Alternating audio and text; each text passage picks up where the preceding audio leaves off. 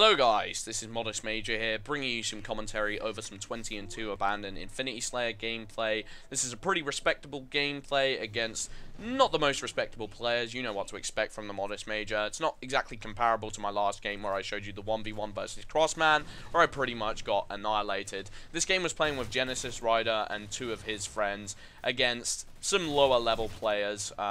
This was a chance for me to actually have a more successful game. I honestly haven't been seeing too many of them since getting off Titanfall and coming back onto this game, so it was rather refreshing to get back to my scumbag pub stompy ways. And Genesis Rider is the perfect player to play with, in my opinion, just for me, from my point of view, because if I have a problem as a player, it's playing a little bit mindlessly and forgetting to turn on my brain. And Genesis Rider is the sort of person to pick up on when you're doing something like that and instantly call you out on it. And I'll just be sat, top middle, spinning around in circles, dancing, and he'll be like, "What is it exactly you're doing right now, Major?" And I just kind of have to question my life and my existence. But I advise you guys to go check his channel out. He actually uploaded one of the other games from this session that we played together on the map Scythe. It was a pretty difficult game, and he gives a lot of valuable insight and in-depth coverage, so definitely check that out. But I had a topic that I wish to discuss with you guys today, and it's kind of regarding Halo 2 Anniversary. I know some people might be forcing that down your throat a little bit at the moment, especially considering we have no solid confirmation on whether Halo 2 Anniversary comes out, and I don't want to be responsible for raising your guys' hopes on something like that. So just bear in mind that, from my perspective, if I'm being 100% honest, I think it's about a 75% chance, maybe an 80% chance that Halo 2 Anniversary is happening, just from gut instinct, really, and just from reading the sources. And there hasn't really been all that much evidence to suggest that they're, not going forward with Halo 2 Anniversary. I feel like at this point, Xbox wouldn't want too much marketing hype put behind the idea of a Halo 2 Anniversary if it never came true, because I feel like a lot of people would be disappointed. A lot of people are kind of clamoring for that right now. That's just my 2 cents, but I could be 100% wrong, so just bear that in mind. But I did want to talk about the inclusion of a game mechanic and whether I feel like it would hinder or affect the game. And you probably know what I'm talking about. It is indeed button glitches.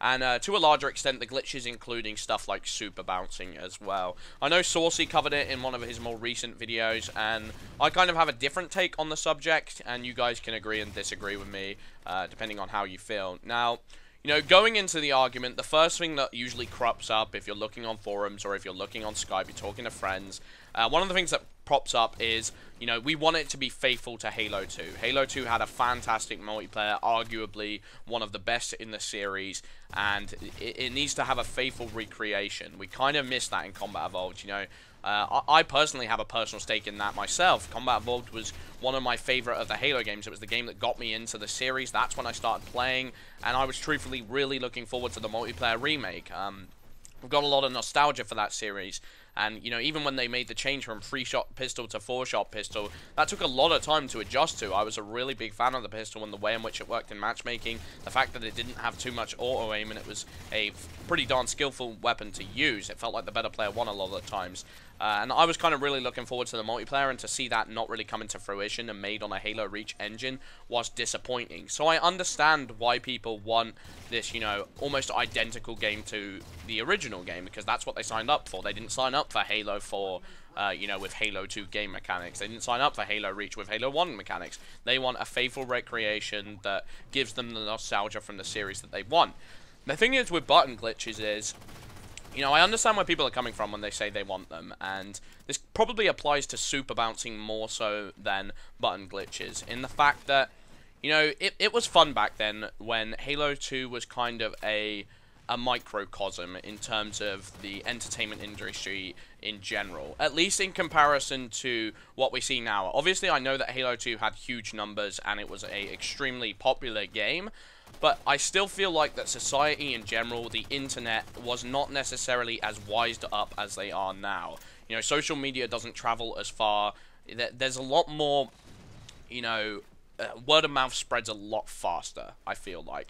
And super bouncing was the sort of thing that was funny because you would only see it in maybe 1 in 30 lobbies, if that. It was an extremely rare thing to see. But I feel like now that YouTube has grown up a lot, and you know, information is at your fingertips at any instance, I feel like that it could be extremely problematic for something like super bouncing to be in the game. I feel like these tutorials of how to do it could be running all over the place. Everyone will be looking it up at all times, and it will no longer become this fun thing that you see once in a blue moon that's like hilarious because it's so random. It will be something that can potentially negatively impact the gameplay experience, people trying to do it and trying to boost their score by doing so.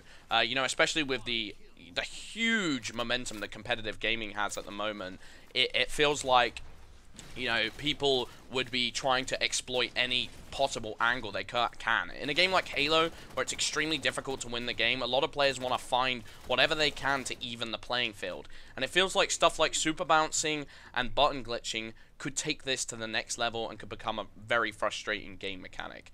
That's just my take on the subject, and you guys might disagree. When it comes to the button glitches, I'm maybe a little bit more generous, because button glitches, you know, they're not exactly the easiest thing to do.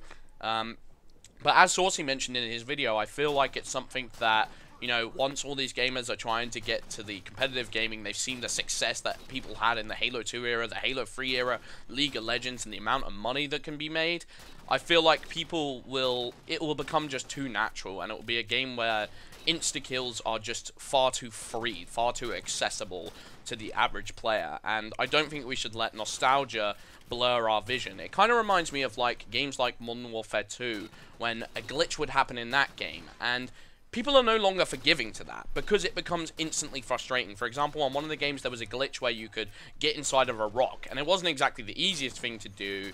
You know, you had to know the exact right angle, you had to know how to get in and out. It wasn't something that was natural, but, you know, word of mouth spread too quickly, the community became too big and too knowledgeable, that instantly became a problem that people complained about in the community. And we can't have this double standards where it's okay because this was an old game and this happened, so we can bring back the glitching. Not if it affects gameplay, you know. We're sending a mixed message to a company like Free for Free by saying, like, you know, on one hand, complaining to death if there's a bug that isn't fixed within the first week that hardly even impacts gameplay in any shape or form, but then we're letting BXR have a free ride because we've got that nostalgia over the game experience that was Halo 2.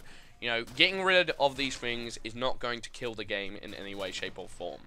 That's just my opinion. I could be wrong on, like, I heard that there's a YYRBXBX or something like that. I can't really remember what it's called. And that might be a little bit more difficult and a little bit more challenging for the average player to pull off. And maybe that, you know, increases the skill curve. But even then, like I said, I feel like it might become natural to some players and it might become a problem. Anyway, this commentary went on longer than it should have, but I've been Modest Major. Hope you guys enjoyed the video. Peace.